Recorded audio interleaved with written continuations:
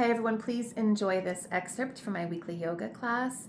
It's a great one if you feel like you want some awakening to your hips and your spine, you want some rotation, but you want to stay close to the ground. The whole practice keeps you on the ground. You could even do it in your bed. I would suggest having a pillow or block for your head. And please enjoy. You can take your arms to a wide T.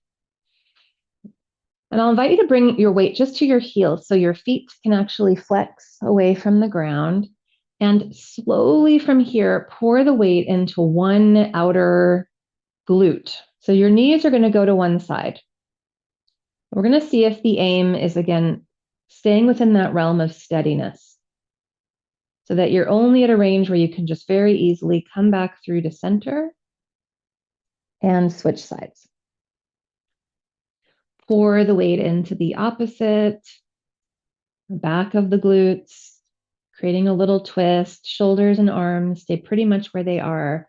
Let's do this a few more times. You can inhale to rock through center and exhale to rock to one side.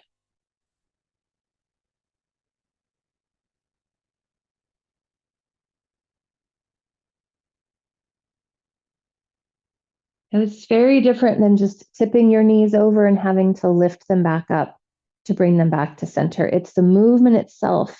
It's that slow lowering that gives you a nice chance to maybe stretch or even strengthen and challenge the big crisscrossy muscles of your torso and your trunk.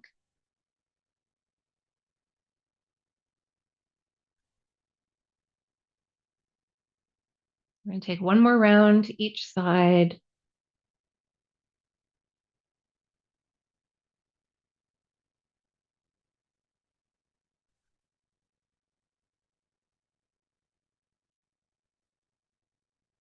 Okay, and I think we have most of the ingredients we need. We're going to roll to one side, and we're going to be there for a little bit. So this is where, again, if you want that prop underneath you, you can use something under your head.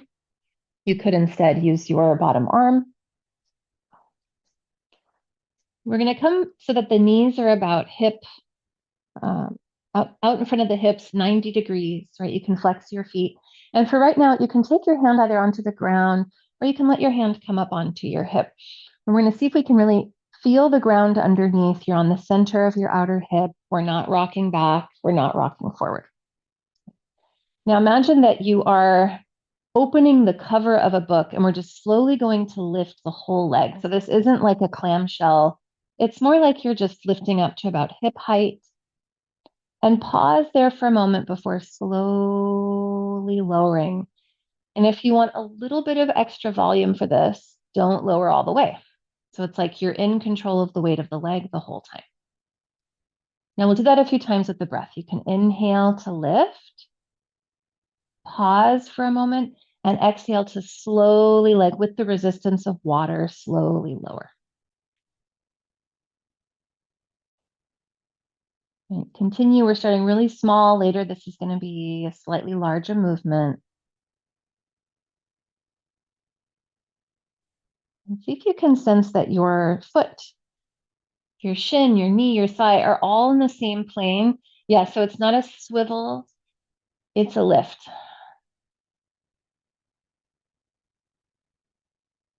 Let's do that twice more. And again, if you want a little bit of extra, you can always pause, slow it down. For right now, relax, just rest the top leg down. And last piece of the puzzle, we're going to take the arms out in front. Now the knees are going to stay relatively where they are. We're going to open like now the arm is the cover of the book. We're opening up and out. Lay your shoulder, lay your chest, lay your arm out toward the ground behind you. Let your head turn. And then just as steadily come back up and over.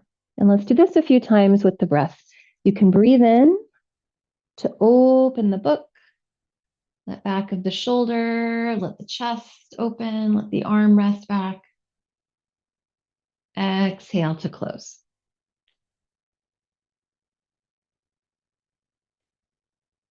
And as you continue, If you can find an image that does let you feel that kind of gracefulness, steadiness, there's no rush, there's no bursts, just like really smooth, steady movement, everything in the body moving together.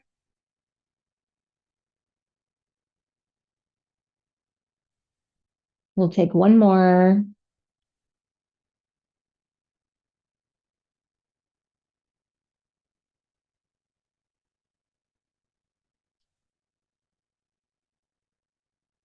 Now, the next time you would come into your open twist, pause there.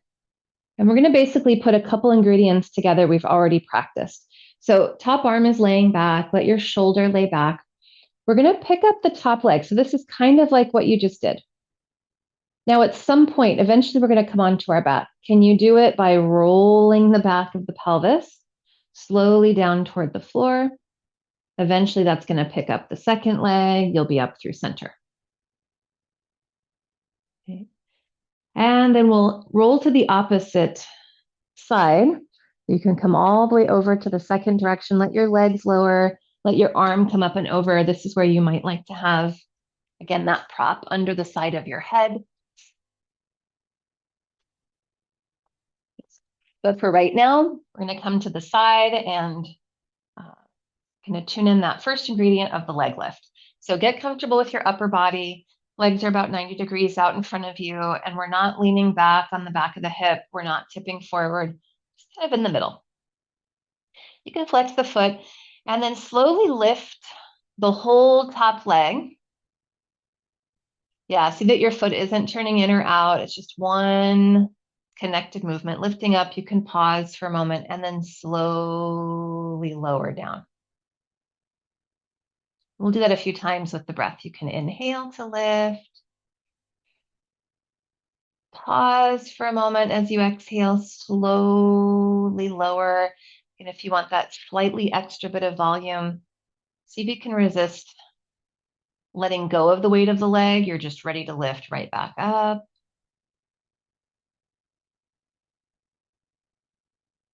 Exhale to slowly, steadily, like through the water, lower down. We'll do 3 more rounds.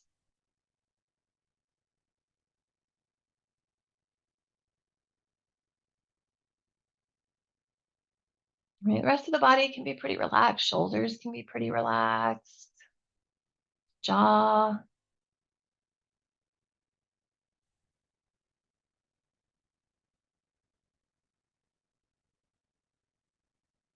Last time.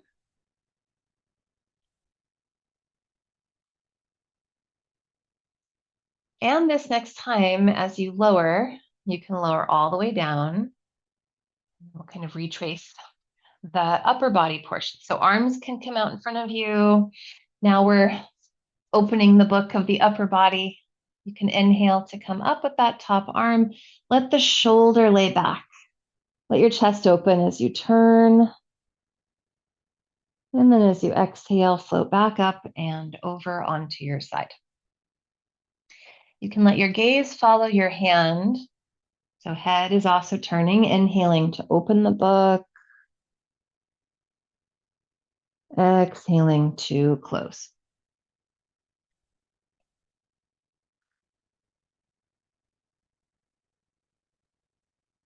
Steady, smooth with that, whatever image you like to give a little purposeful, supportive resistance, like moving through water, or maybe moving through a breeze that's flowing the opposite direction, giving just a little bit of resistance to slow things down. I'm going to take 2 more rounds.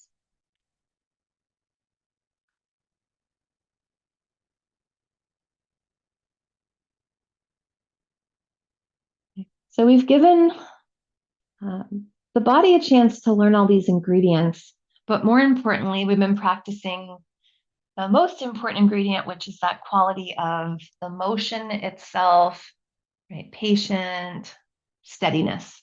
And the next time you come open, we're going to put all this together. We're going to be rolling side to side. So do make sure you have enough space, right and left.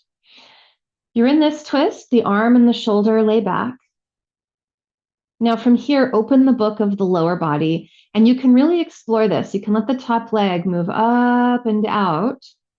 Can you slowly at the same time roll onto the back of the glutes?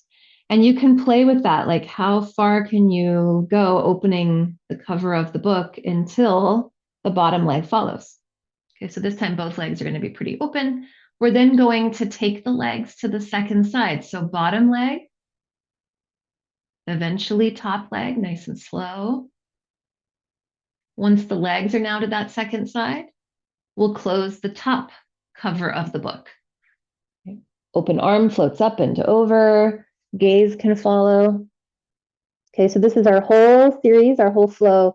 We're going to continue starting with upper body, open that top kind of cover of the book, let the shoulders settle back toward the floor. And there's no rush. Once you've opened that cover, then you can move into the leg portion. Top leg moves up and out. Let that slowly pour some weight onto the back of the pelvis. How slowly can you do that? Until eventually maybe that bottom leg comes up. Can you feel weight shifting into that opposite hip, opposite glute? Bottom leg comes down. There's no hurry. Top leg comes down. Then close the top cover of the book. Okay, so the movement itself, we're going to keep going, start to find your own groove. It's going to be arm, leg, leg, arm. With some of these ingredients that we've focused on, steady, imaginary resistance, moving through water. With the lower body as well as the upper body, see if you can really pay attention to changing where you have weight. Back of the sacrum, one side of the glutes or hip.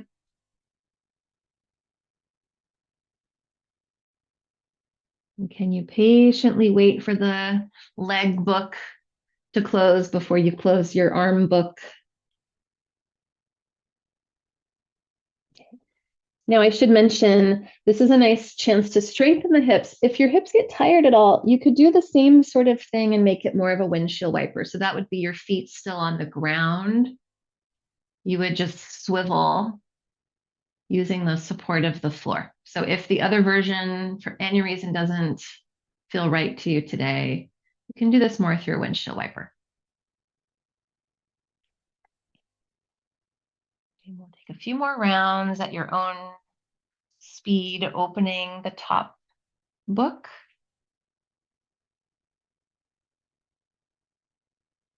Slowly opening the bottom book. I'm imagining waiting for the whole back of the spine of the book to really come into contact with the ground before changing sides.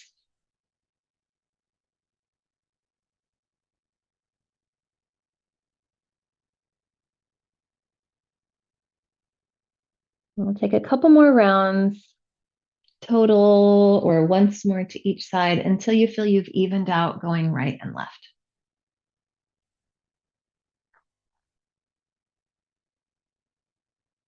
Steady, continuous.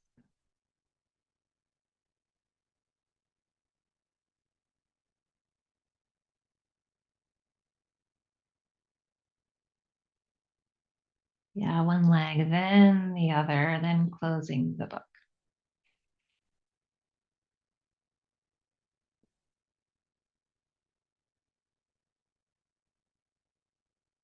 Now, name of the game today is, again, no rush, no hurry.